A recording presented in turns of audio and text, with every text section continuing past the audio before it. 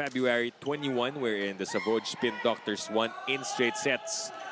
And let's see if they'll be able to duplicate that performance against a depleted. High morale coming into this game. Right, they have that momentum moving here that is kept alive. Good save by Gampong. Suarez will back set. And a conversion on the side of Navy.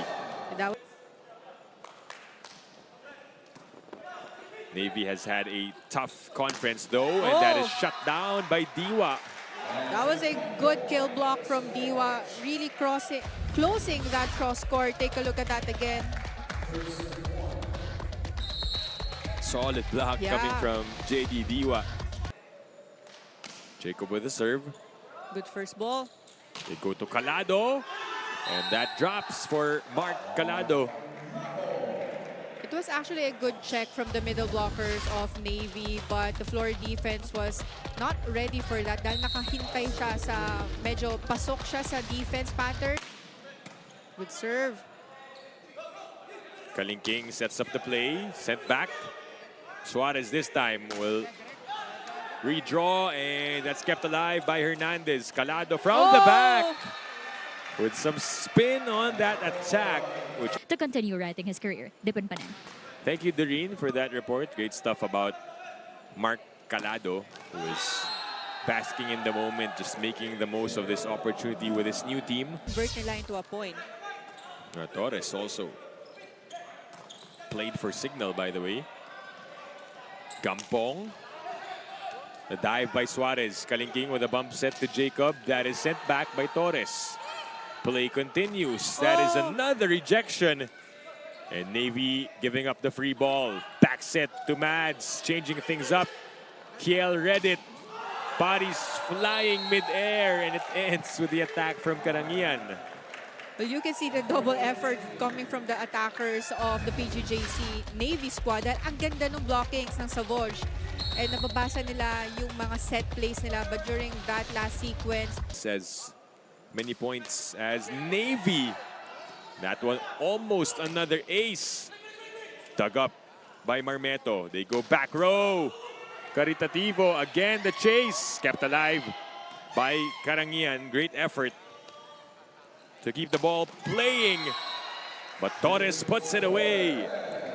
well, once Hernandez gets a good first ball na sakto sa kanila, talagang i-activate niya yung middle attackers as early as now, confusing the blockers of Navy. So this is a good lead from 15-10. Suarez goes middle. That goes through para kay Domingo. It was actually a good block, but sa sobrang lakas lang ng palo na yun, and pinalabas niya yung palo niya eh. Baka maging si Mark Calado ay maging Calado na rin. Diba? Di natin alam. Di natin alam. Good hit. That is a point for Navy. That was Jerry Karangian. Take a look at that again. A good chase there, but the back row hit.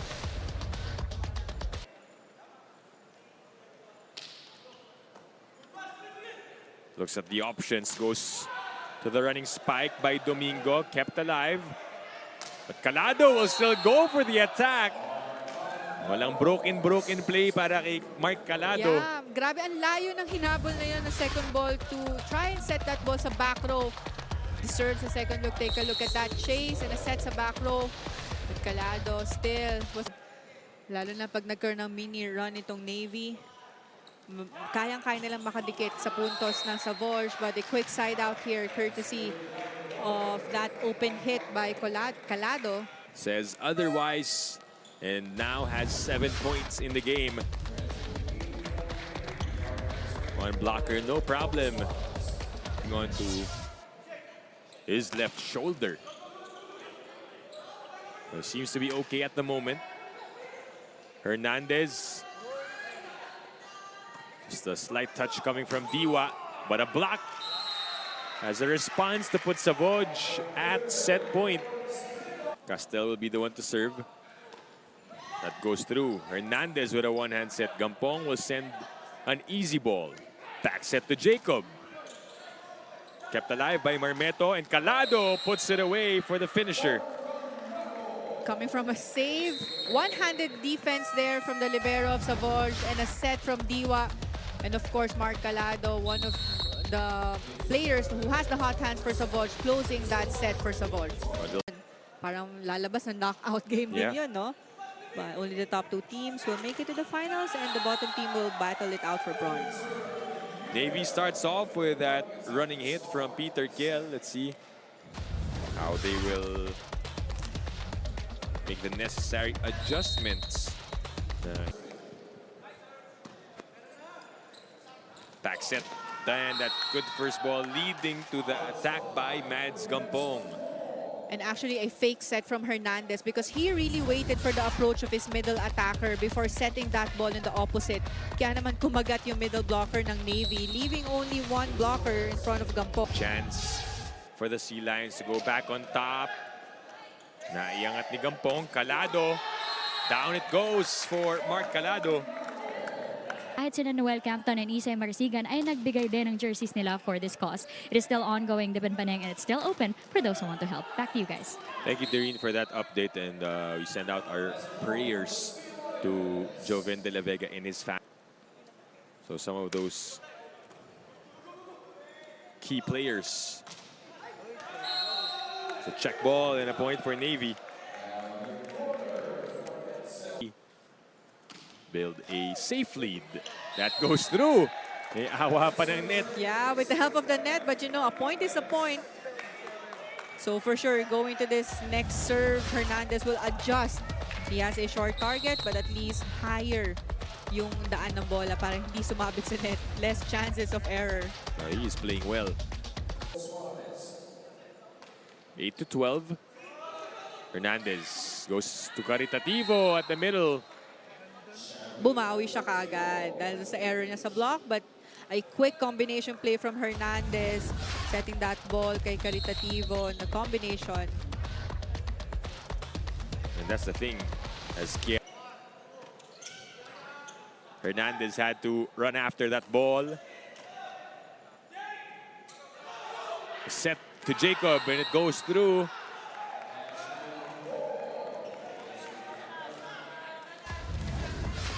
Ang layo ng set na yon, but Jacob was still able to adjust and target cross-court. Imperial with a serve. Suarez looks at the options. Karangian with the tip. Here comes Gamban on the drop. Oh, that was a smart play from Gamban. Akala mo papaluin niya na malakas, but he was able to adjust mid-air and targeted behind his blockers. Ang layo ng depensa ng libero ng Navy.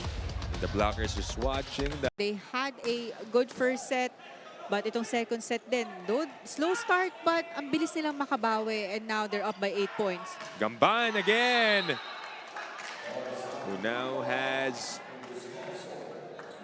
I believe, 3 points off the bench. Quality minutes definitely from Gamban. Only one blocker in front of him, so of course, as a lefty, So talagang hirap depensahan yun. na akala mo mag-outside, but because of that serve, Savouge is now in a 5-0 run. Diwa almost able to send it over here in set number 2. Imperial goes to Calado. Saved there by Jacob. Easy over, Diwa was there. And that was read perfectly by Castel. Yeah, good block by Castel. Combination to Gamban. There was a block touch, so the point will go to Savouge. Advantage. Boy pa. Chance here for the yellow shirts. Torres on a late pickup, but Gamban will get that nonetheless. Savouge Spin Doctors are now at set point. Grabe yung set na yun ni Torres na parang ang layo for Gamban, but he was still able. Late pa yung realization niya no, na siya dapat yung magsiset. Dahil yung setter nakakuha ng first ball. No, nice dive by Calado. Caritativo kept alive. The push. Diwa was there. Sumobra. And somebody touched the net on the side of Navy, and that will do it for set number 2. As De La Vega was again recovering. And you have Dolor, Lyok, and Jairami doing duties for Navy. As we welcome you all to set number 3.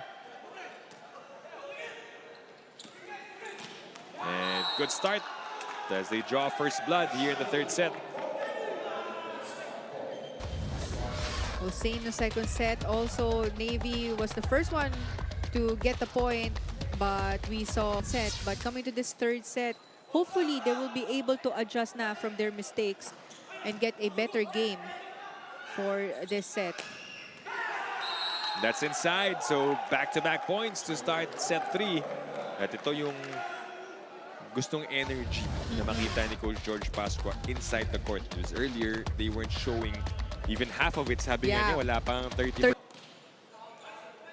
4-1. Hernandez back sets. Kalingking has played well. On his floor defense, Mads again, and Jack with a save. Nilipat sa kanan, and Jacob will score. Definitely a much better Coach George. Matutuwa dito dahil coming from the previous sets, hindi yun yung sinasabi niya na yung game nila, but hopefully nakikita na niya ngayong set 3 because this is a much better game for his squad. Well, let's see this play though from Tiwa na may onting awa. Yun yung nawala sa Savouge, yung mga quick side outs nila compared to the first 2 sets. A solid hit coming from Torres. Yeah, that was the 5th point from Torres. And while we're at it, you could mention, I guess, the top scorers for both teams to update our view. Hernandez back sets to Caritativo. That's kept up. Credit that one to Owen Suarez, and then a point for Navy. That was Menoncia with a soft hit, giving a 2-point advantage for their squad. Just putting some spin on that ball. They go to Calado. Saved by Karangian. Here comes the play. And another point for Jacob to put PGJC up by 4. Contribute at least 2 points off the bench during that second set. Suarez back sets. Good save by Imperial. Marmeto will bump set it to Calado. And almost. Good effort though from Jacob. 1 by 1. He will have to work from the back, 16-17. Suarez had to track that ball. Easy over Imperial. Goes to the attack of Diwa, and he connects. First slide attack from Savouge, and 18 serving 19. Ramirez goes back to Domingo. good save. Kept alive. Calado popped up. Kalingking will be the one to set up the play to Karangian, who scores for Navy. Definitely, and lalo na ngayon Hernandez is in the service area, which means full front row for Savouge. Well, we see the entry of Pagulong. They go to Kiel, denied by Torres. The transfer to the right side, blocked. And that was Torres. Grabe yung mga habol niya sa mga cross-court blocks. Ang bilis pumwesto, talking about Torres. Got that first solid block, but again, getting Down by a single point. Let's see how this one goes. Good first ball by Kalingking. Suarez on the back set. Saved by Marmeto. Here comes Calado.